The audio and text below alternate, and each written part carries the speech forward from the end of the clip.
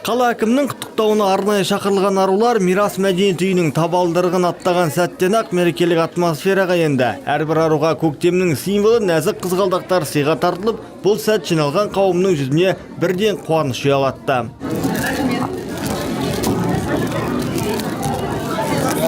Түрлі образдағы аниматорлар арулармен бірге суретке түсіп, көңілді орта қалыптастырса, кәсіби фокусниктердің таңғажайып өнері кештің шырайын аша түсті. Ал қостанайлық арулар ыстық ықыластарын білдіріп, әнді шырқап берді. Мереке күнінмен қарсы алам өзіңді, сәбилік сезіммен арнаймын сөзіңді.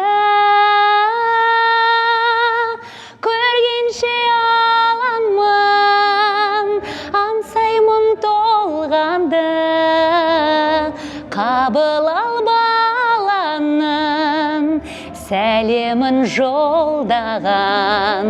Қабыл ал баланың, сәлемін жолдаған.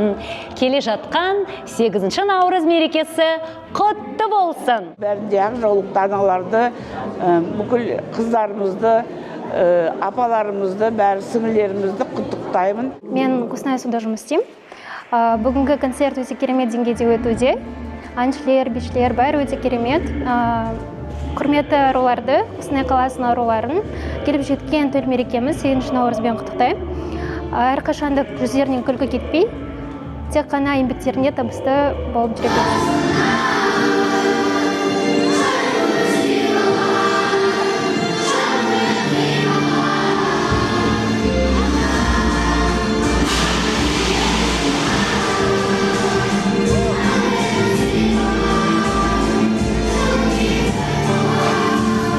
Ал нағыз думан концерт залында басталды. Қала басшысы Марат Жүндібаевтың құттықтауына дейін арулар бой сергітіп, жалында би билеп, мерекелік атмосфераны еркін сезінді.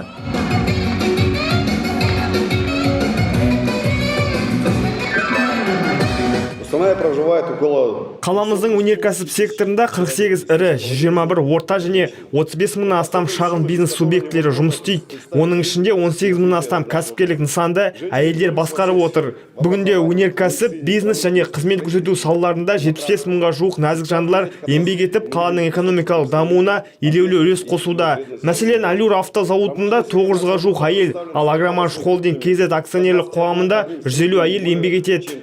Мерекелік шара соңы мирас сахнасындағы әсем ән мен бимен жалғасып, көктемгі көңіл күйді еселей түсті. Асан Ермекбай, Алексей Ситник, Алау телеарнасы.